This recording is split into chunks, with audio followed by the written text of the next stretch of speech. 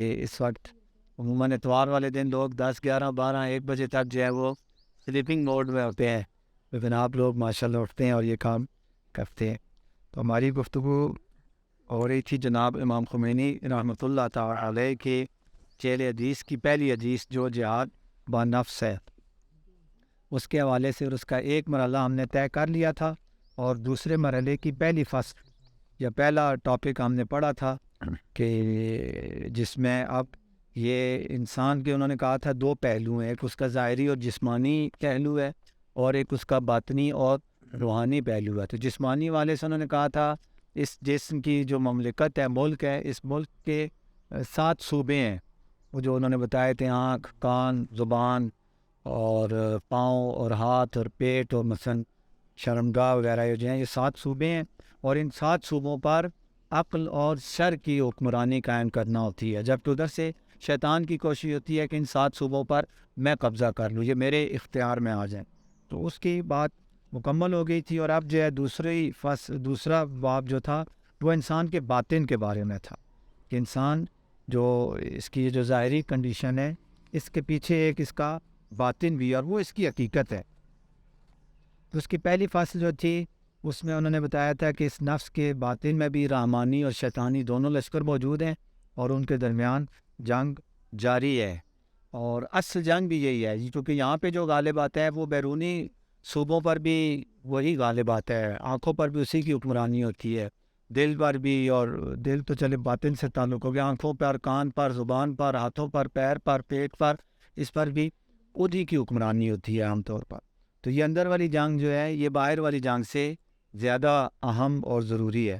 تو اب اس میں بتاتے ہیں کہ یہاں پہ دوسری فصل آج پڑھنی ہے ہم نے، کہ اس میں اب یہ فرماتے ہیں کہ اب اس کے اندر جو قوتیں پائی جاتی ہیں، یا جو صوبے ہیں، مثلا 3 صوبے اس میں بتاتے ہیں، ایک صوبہ وہم ہے، ایک صوبہ غضب ہے، اور ایک صوبہ شہوت ہے۔ ایک قوت غضب ہے، ایک قوت وہم ہے، اور ایک قوت شہوت ہے۔ کہتے ہیں یہ بات جان لیں کہ دست قدرت اور حکمت الہی، اللہ کا جو حکمت اور قدرت کا جو ہاتھ ہے، وہ انسان کے عالم غیب اور باطن نفس میں ایسی قوتیں اس نے تخلیق فرمائی ہیں جن کے بہت سارے فائدے ہیں۔ قوت خیال کے بہت سارے فائدے ہیں، قوت واہمہ کے، خیال واہمہ وہی ہوتا ہے، قوت غضب، غصہ، بعض اوقات لوگ کہتے ہیں جی ہمیں غصہ بہت آتا ہے، غصہ بیماری ہے، غصہ بیماری نہیں ہے۔ ہاں، اگر وہ فولاد کی کمی کی وجہ سے اور اعصاب کی کمزوری کی وجہ سے غصہ آتا ہے تو وہ ایک الگ ہے، ویسے جو خود غصہ ہمارے اندر اللہ نے رکھا ہے، یہ ایک نعمت ہے، یہ ایک دولت ہے، یہ ایک طاقت ہے، اور اس طاقت کا صحیح استعمال جو ہے وہ باعث ثواب بنتا ہے، اور اس طاقت کا غلط استعمال جو ہے وہ پھر باعث عقاب بنتا ہے۔ یعنی وہ یہ طاقت اگر عقل و شر کے اندر آ جائے تو غصہ بہت ضروری ہے، غصے کے بغیر بھی انسان کامل انسان نہیں بن سکتا، اور اگر یہ غصہ شیطان اور شیطانی طاقتوں کے اندر آ جائے تو پھر یہ غصہ خطرناک ہوتا ہے۔ اسی طرح شہوت جو ہے، خواہشات، لذتیں اٹھانے کی جو خواہش ہے، یہ بھی ایک اچھی طاقت بھی ہے اگر صحیح اور حلال لذتوں سے انسان فائدہ اٹھائے، اور یہی طاقت بری ہو جاتی ہے اگر انسان حرام لذتوں کے پیچھے چلا جائے اور ناجائز لذتوں کی طرف چلا جائے۔ تو یہ طاقتیں اللہ نے خلق کی ہیں، ان کے بہت سارے فائدے ہیں، انسانی زندگی کا بقا اور انسانی ترقی ان طاقتوں کے مرہون منت ہے۔ جیسے آپ کے ہاتھ پیر اگر انسان کے نہیں ہوں گے تو وہ انسان مفلوج اور معذور شمار ہوتا ہے، ناقص شمار ہوتا ہے، وہ ایک کامل انسان شمار نہیں ہوتا، ایک نابینا ہے، بہرا ہے، کوئی اس قسم کا گونگا ہے، تو وہ اس کو ہم ایک کامل انسان نہیں سمجھتے۔ اسی طرح جس انسان کو غصہ بالکل نہیں آتا، باطل کی کامیابی پر یا باطل کے آگے آنے پر بھی اسے غصہ نہیں آتا، امریکہ کوئی ظلم کرتا ہے، فلسطین کوئی ظلم کرتا ہے، ہندو کوئی ظلم کرتے ہیں، اسے غصہ نہیں آتا ہے، یہ کہتے ہیں خیر ہے، یہ ناقص ہے، یہ معذور ہے، یہ کامل انسان نہیں ہے۔ اسی طرح کھٹا میٹھا، کوئی حلال لذت، حرام لذت، اسے کسی لذت میں کوئی لذت نہیں آتی ہے، یہ بھی ناقص ہے۔ تو یہ طاقتیں جو اللہ نے انسان کو دی ہیں، یہ انتہائی ضروری ہیں انسانی نسل کی بقا کے لیے، انسانی ترقی کے لیے، لیکن ان طاقتوں کو رحمانی اور خدائی لشکر کے تابع ہونا چاہیے، رحمان کے تابع ہونا چاہیے۔ خود ان قوتوں میں ہر وقت حفظ نو و فرق و تعمیر دنیا و آخرت کے اعتبار سے بے انتہا فوائد ہیں۔ یعنی یہ جو 3 طاقتیں ہیں نوع انسانیت کی بقا اسی میں ہے. اگر یہ فرض کر قوت شہوت نہ ہو تو انسانی نسل ختم ہو جائے گی. فرد کی حفاظت بھی اس کے اندر موجود ہے. یعنی مجھے اگر کوئی کھانے پینے میں لذت نہیں ملتی, بھوک لگتی ہے لیکن مزہ نہیں آتا, کسی کوئی کھانا اچھا نہیں لگتا, کوئی لذت نہیں ملتی, تو کیا ہوگا؟ آہستہ آہستہ میرا کھانا پینا کم ہو جائے گا, ختم ہو جائے گا, قوت مدافعت ختم ہو جائے گی, اور آہستہ آہستہ میں انا للہ و انا الیہ راجعون ہو جاؤں گا. لیکن بعض کھانے اچھے لگتے ہیں, بعض کھانے اچھے نہیں لگتے ہیں, لذیذ کھانے اچھے لگتے ہیں, شوق سے کھاتا ہوں, اور ایک بھوک اور لذت لے کے, خود لذت کے ساتھ کوئی چیز آپ کھائیں تو اس کا بدن کے اوپر زیادہ اچھا اثر ہوتا ہے, طاقت زیادہ ملتی ہے. اور بے مزگی کے ساتھ آپ کھانا کھائیں ایسے ہی بس ٹوٹل پورا کرنے کے لیے, تو بہت ہی زیادہ طاقت والی چیز بھی آپ کھائیں نا تو آپ کو وہ طاقت نہیں مل پاتی. خود ہمارے منہ میں جو پانی آتا ہے, یہ سائنس اور یہ بیولوجی وغیرہ میں تھا, یہ جو پانی آتا ہے, یہ پانی کا آنا جو ہے یہ ہمارے نظام کو مضبوط کرتا ہے, بتاتا ہے کہ کچھ آئے, اور وہ خوشی کے ساتھ ہضم کرتا ہے, خوشی کو پھر اس کی طاقت بھی زیادہ ملتی ہے. تو اسی طرح غصہ جو ہے یہ معاشرے کے میں ترقی کے لیے بہت زیادہ ضروری چیز ہے. باطل کے مقابلے میں غصہ آنا چاہیے, البتہ جتنا وہ باطل ہے, اتنا باطل ہے تو اتنا ہی غصہ آنا چاہیے, اتنا باطل ہے تو اتنا غصہ آنا چاہیے, اتنا باطل ہے تو غصہ بھی اتنا, یعنی اس باطل کے حساب سے غصے کا بھی ہمارا لیول بڑھنا چاہیے. ورنہ اگر غصہ نہیں آئے گا, نہ معاشرے میں گناہ ہو رہا ہے, ظلم ہو رہا ہے, ستم ہو رہا ہے, اور میرے اندر غضب غصہ مجھے نہیں آتا, تو یہ کیا ہوگا؟ آہستہ آہستہ معاشرہ بگڑ جائے گا. تو انہوں نے کہا نا, تعمیر دنیا و آخرت کے لیے بھی یہ چیزیں ضروری ہیں. تو بہت زیادہ فائدے ہیں, لیکن ہم کہتے ہیں فی الحال ان فائدوں کی طرف نہیں جائیں گے. یہاں پر ہم صرف اتنا بیان کرنا ضروری سمجھتے ہیں کہ یہ تینوں قوتیں تمام اچھے برے ملکات کا سرچشمہ ہیں. ملکات یعنی وہ نفسانی جو ہماری عادتیں ہوتی ہیں نا, عادت بھی ایسی عادت کہ جو اتنی پختہ ہو چکی ہے کہ خواب میں بھی ہم مثلا اگر وہ چیز ہماری عادت ہے تو ہم اس کو اپنا لیں گے, اگر ہماری عادت نہیں ہے ہم اسے چھوڑ دیں. مثلا اتنا ہمیں شراب سے نفرت ہے کہ خواب میں بھی ہمیں شراب پیش کی جائے تو ہم منہ موڑ لیں گے, یا اس کو ملکہ کہتے ہیں.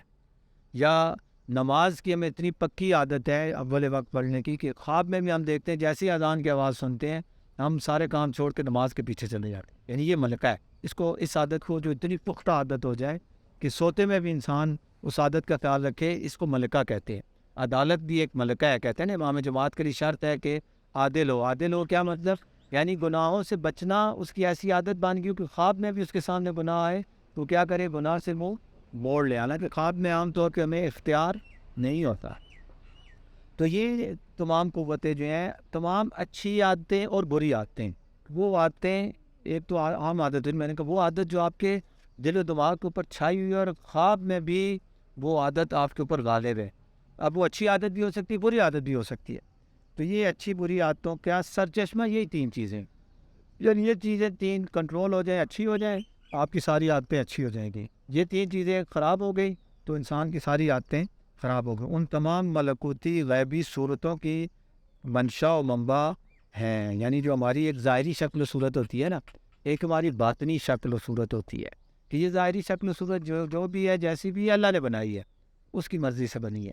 لیکن وہ جو باطنی شکل و صورت ہوتی ہے وہ ہم نے بنانی ہوتی ہے.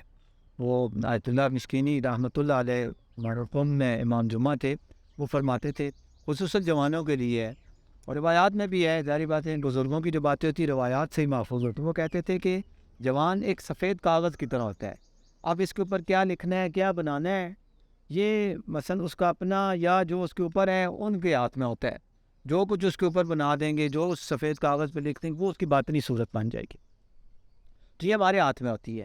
ظاہری شکل و صورت جو بھی ہے, اچھی ہے, بری ہے, گورا ہے, کالا ہے, لمبا ہے, چھوٹا ہے, موٹا ہے, پتلا ہے, تھوڑا بہت البتہ میڈیکل ریزنز ہوتے ہیں, وہ ایک الگ چیز ہے, لیکن بطور کلی جو ہے وہ ہمارے ہاتھ میں نہیں ہے. جیسا بھی بنایا اللہ نے بنایا.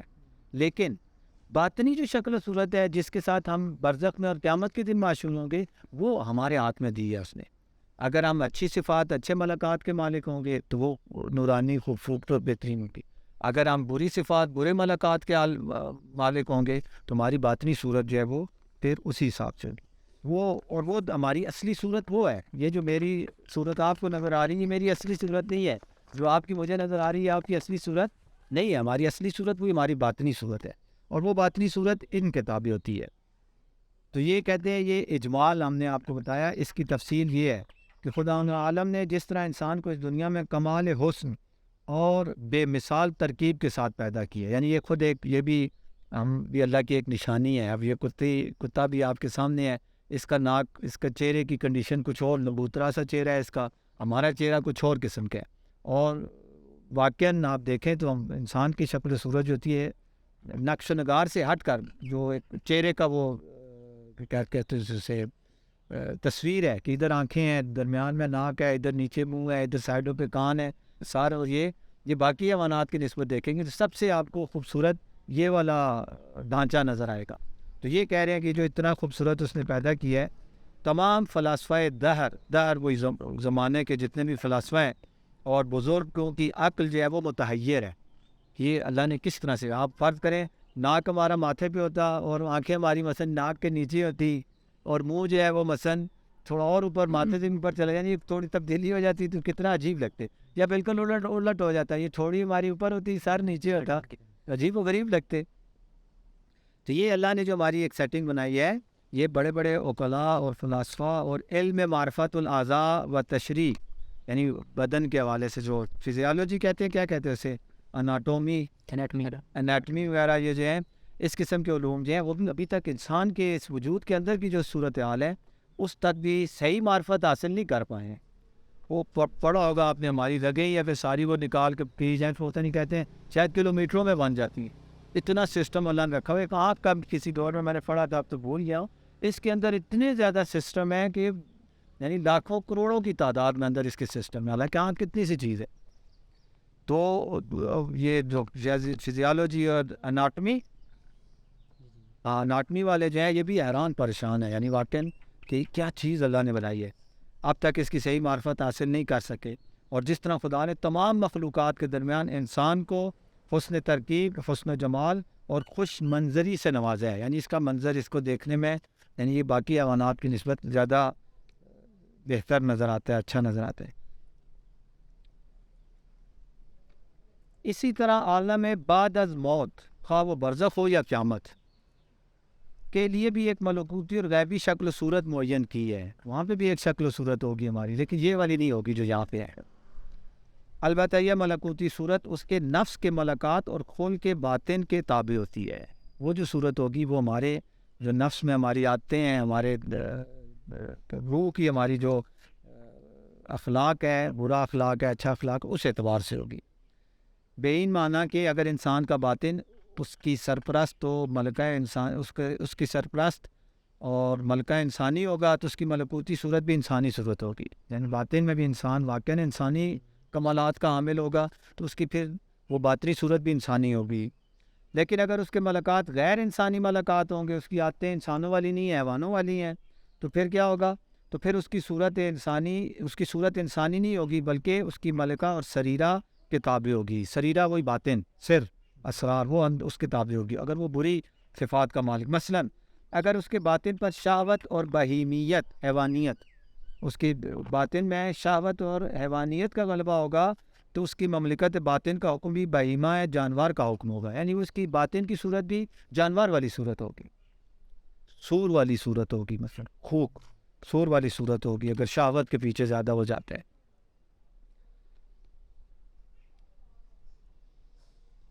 اگر باطن پر غضب اور درندگی جیسی صفت ہوگی، ہر کسی کو چیرنا پھاڑنا اور ہر کسی کو لوٹنے والی ہوگی تو درندے کی شکل میں ہوگا. یہ شہید مطہری رحمۃ اللہ علیہ کے خطاب میں سنا تو کہہ رہے تھے عجیب ہے یہ انسان، کوئی حیوان اپنی نوع والے حیوان کو نہیں کھاتا، لیکن انسان اپنے جیسے انسان کو کھا جاتا ہے. کھانے کا مطلب یہ نہیں اس کا گوشت، البتہ گوشت بھی کھانے والے نمونے موجود ہیں، لیکن اس کے علاوہ یعنی اس کی ذات کو کھا جاتا ہے، شخصیت کو کھا جاتا ہے انسان. یعنی یہ جو استحصال کرتے ہیں دوسروں کا، جو طاقتور ہوتے ہیں اور دوسروں کا وہ نچوڑ لیتے ہیں ان کو، وہ ان کو کھا رہے ہوتے ہیں. تو یہ ایک عجیب اللہ نے انسان کو بنایا کہ یہ پستی کی طرف جائے تو اتنا پست ہو جاتا ہے کہ حیوانات بھی انگشت بے دندان رہ جاتے ہیں، یار کہ یہ کیا چیز ہے، یہ کیسا حیوان ہے، یہ کیسا درندہ ہے جو اپنے جیسوں کو بھی نہیں چھوڑتا. تو اگر وہم اور شیطانیت کا غلبہ ہوگا تو پھر اس کے جیسے دھوکہ ہے، چغل خوری ہے، غیبت ہے، تقلب وہی ملاوٹ کرنا اس قسم میں کام کرتا ہے تو اس کی ملکوتی صورت بھی شیطان کی شیطانی صورتوں پر ہوگی۔ خلاصہ وہی جو میں نے عرض کیا کہ ایک ہماری یہ ظاہری شکل و صورت ہے، ایک ہماری باطنی ہے اور ابھی بھی ہے، یہ نہیں ہے کہ اس وقت ابھی بھی ہے، لیکن وہ نظر سر کے آنکھ سے نہیں آتی ہے، وہ دل کی آنکھ سے نظر آتی ہے۔ جو دل کی آنکھ جن کی نابینا نہیں ہے وہ ہمیں ابھی بھی اس اصلی صورت میں دیکھتے ہیں۔ جیسے بزرگان علماء نے خود وہ امام زین العابدین علیہ السلام کا سب سے بہترین وہ واقعہ ہے اس کی دلیل کے طور پر کہ وہ ایک دفعہ حج پہ کسی صحابی نے کہا کہ ما اکثر الحجیج، کہ یا مولا اس سال تو بڑے حاجی آئے ہیں، بڑی رونق ہے، خانہ کعبہ کے وہ دیکھ رہے تھے طواف ہو رہا تھا، واقعی بڑا منظر ہوتا ہے، اللہ آپ سب کو بھی لے کر جائے۔ تو وہ جو طواف ہو رہا ہوتا ہے، میں تو حج کے بعد جو ہے زیادہ تر اوپر والی منزل چلا جاتا تھا اور وہاں سے کھڑے ہو کے نیچے خانہ کعبہ اور وہ سارا دیکھتا تھا، اور دن اتنا لطف آتا تھا جس کی کوئی حد نہیں ہے۔ تو بڑا منظر ہوتا ہے، لوگ لبیک اللہم لبیک اور خانہ کعبہ کے گرد گھوم رہے ہوتے ہیں۔ وہ بھی ظاہر ہے اس منظر سے بہت زیادہ وہ ہوا جوش جذبات میں، اس نے کہا ما اکثر الحجیج، بولا کیا بات ہے، کتنے حاجی آئے ہیں۔ امام نے فرمایا ما اقل الحجیج و اکثر الزجیج، حاجی کتنے تھوڑے ہیں اور جانور کتنے زیادہ ہیں۔ اس کے کیا مطلب؟ امام نے کہتے ہیں اشارہ کیا، آپ دیکھو وہ جو اشارے کے بعد جب دیکھا، یعنی ظاہر ہے اس کی وہ باطنی آنکھیں کھولی تو دیکھا اکا دکا حاجی تھے، اور باقی کتا بلنا جو گھوڑا گدھا اور مختلف قسم کے شیر اور چیتے اور لومڑی، یعنی ہر قسم کے حیوانات ہی حیوانات تھے، بے با، یعنی حیوانات زیادہ تھے، بہت زیادہ تھے، اور حاجی انگشت شمار تھے۔ تو یعنی اس وقت بھی ہماری باطنی صورت ہے، اور جو دیکھ سکتے ہیں ان کو نظر آتی ہے کہ ہم کس شکل و صورت میں بھی ہیں۔ اور کسی نہ کسی اگر وہ ذخیرہ دوزی مثلا پائی جاتی ہے روایات میں، تو چونٹی کی شکل میں ہوگا۔ ہر کسی کو خام خواہ تنگ کرنا بغیر کسی دنیاوی فائدے کے بھی وہ بندر کی شکل میں ہوگا۔ باپ سے آگے جو بیٹا چلتا ہے کہتے ہیں وہ گدھے کی شکل میں ہوگا، کیونکہ اب بعض علماء نے تحقیق کی، وہ کہتے ہیں کوئی بھی جو جانور ہوتے ہیں ان کے بچے عموماً ان کے پیچھے پیچھے چلتے ہیں، آگے نہیں چلتے۔ گدھا ایسا وہ ہے کہ اس کا بچہ جو ہوتا ہے اس سے آگے چلتا ہے، تو گدھے کی شکل میں ہوگا۔ اور بعض اوقات کہتے ہیں، اب جو اگلا مرحلہ بتا رہے ہیں جو زیادہ خطرناک ہے، کہ کس انسان میں یہ صلاحیت ہوتی ہے ایک ہی وقت میں دو جانوروں کی شکل میں ہوتا ہے، یعنی اس میں جو کہتے ہیں شیڈ آتے ہیں نا، اس میں یہ والا شیڈ بھی آ رہا ہے، وہ والا شیڈ بھی، تو یہ اگر اس میں 2-3 قسم کے حیوانات والی خصوصیات پائی جاتی ہے، اس میں پھر 2-3 قسم کے حیوانات والے شیڈ آتے ہیں۔ تو یہ اگر 2 ملکے یا کئی ملکوں سے مرکب انسان کی ملکوتی صورت تشکیل پائے، تو ایسی صورت میں انسان کسی بھی حیوان کی شکل کا نہیں ہوگا، بلکہ عجیب و غریب قسم کی صورت ہوگی اور انتہائی وحشتناک اور دہشتناک ہوگی۔ یعنی اس میں شیر والا شیڈ بھی پایا جاتا ہے، لومڑی والا شیڈ بھی پایا جاتا ہے، چونٹی والا بھی پایا جاتا ہے، 3-4 ہاتھی والا بھی پایا جاتا ہے۔ قیامت میں کچھ لوگ ایسی صورت و شکل میں معشور ہوں گے جن کی صورت و شکل سے کئی اچھی شکل بندروں اور گوریلوں کی ہوگی، کئی اچھی، کیونکہ ان میں بہت سارے مختلف جانوروں کے شیڈ پائے جاتے ہوں گے۔ بلکہ یہ بھی ممکن ہے اس دنیا میں ایک شخص کی کئی صورتیں ہوں، اسی دنیا میں ایک شخص کی کئی صورتیں ہوں، کیونکہ وہ اس دنیا کی طرح نہیں ہے جو ایک صورت سے زیادہ کو قبول کرتی ہے۔ اور یہ بات دلیل اور برہان کے مطابق ثابت ہے، یعنی امام خمینی رحمۃ اللہ علیہ کہہ رہے ہیں ثابت ہے، میری ایک ہی شکل آپ کو نظر آ رہی ہے، آپ کی مجھے ایک ہی نظر آ رہی ہے، لیکن وہ باطنی شکلیں ممکن ہے ایک سے زیادہ ہوں، اور یہ ثابت ہے، پکی بات ہے۔ اور امام خمینی رحمۃ اللہ علیہ پچھلے ہفتے میں نے عرض کیا تھا، پچھلی فصل میں کہہ چکے ہیں، اگر بزرگوں کی کوئی بات آپ کی سمجھ میں نہ آئے اور آپ کے یہ اس قابل اس بات نہ ہو تو اس کا انکار نہ کریں، چپ ہو جائیں۔ یعنی ابھی ہمیں نہیں سمجھ آ سکتی، میں تو آپ سب کی ایک شکل دیکھ رہا ہوں، 2 شکلیں تو مجھے نہیں نظر آ رہی ہیں، جو کہتے ہیں 2 سے زیادہ بھی ہوتی ہیں، اور یہ بات ثابت ہے۔ نفس کی ایسی تربیت کی جائے جس کی بنا پر وہ خلاف عقل یا خلاف شر کوئی کام نہ کرے، تو پھر انسانی شکل ہے۔ لیکن اگر اس لیے جو نفس کی الہی قوانین اور عقلی موازین پر اپنے ملکات کی تطبیق کرے گا، وہ سعید ہوگا، سعادت مند ہوگا۔ یعنی اپنے نفس کو بھی اپنے جس طرح وہ ہاتھ پیر اور آنکھ اور کان اور ناک اور زبان اور ان کو حلال کاموں میں استعمال کرتا اور حرام کاموں میں استعمال نہیں کرتا، اسی طرح اپنے قوت وہم کو، قوت غضب کو اور قوت شہوت کو، ان کو بھی اگر وہ شریعت کے تابع بنا لے گا تو پھر وہ سعید ہے، دنیا میں بھی سعید ہے، سعادت مند ہے، کامیاب ہے، یعنی پاس ہے، اور آخرت میں بھی، اور اہل نجات ہوگا۔ اور جو نفس ایسا نہ کر سکے، اس طرح نہ کرے، اس کو چاہیے کہ درپیش ہونے والی شکاوتوں، بدبختیوں، تاریکیوں، سختیوں سے خدا کی پناہ مانگے. یعنی اگر وہ دیکھتا ہے کہ نہیں میں تو بہت سے معاملات میں شریعت کی مخالفت کر جاتا ہوں، بہت سی جگہوں پہ مجھے غصہ آتا ہے جہاں پہ شریعت کہتی ہے غصے کو کنٹرول کرو، غصہ نہیں آنا چاہیے، اور غصے کے جو اثرات ہوتے ہیں، نتائج ہوتے ہیں، وہ نہیں ہونے چاہیے، اور میں کر جاتا ہوں، ہاتھ اٹھا دیتا ہوں، زبان چلا دیتا ہوں، تو اسے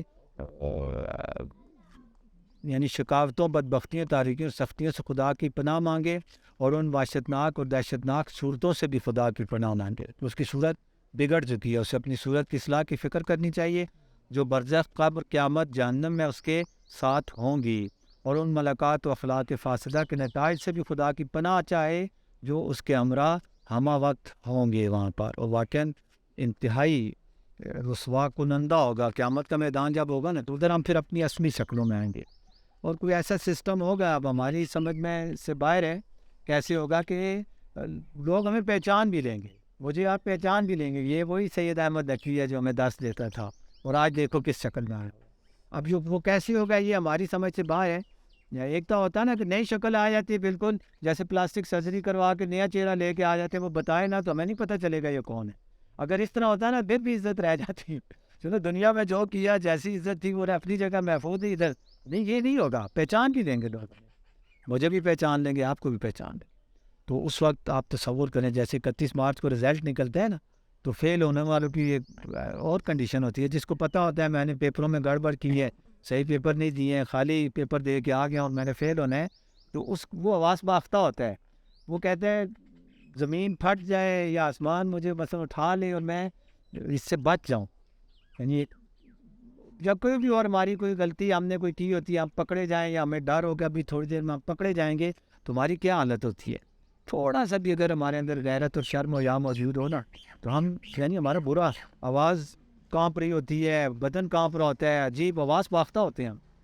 اور قیامت کے دن وہ تو ایک پوری زندگی ہماری کا فیصلہ ہوگا، اور وہ فیصلہ انہی چیزوں پر ہوگا کہ ہم نے یہ جو کہتے ہیں نا ہم جو تجسم اعمال کے قائل ہیں شیعہ فقہ جعفریہ، اس کا یہی مطلب ہے کہ جو کچھ بھی ہے وہاں پہ اللہ اپنی جیب سے کوئی عذاب ہمیں نہیں کرے گا، اللہ کی طرف سے کوئی عذاب نہیں ہوگا.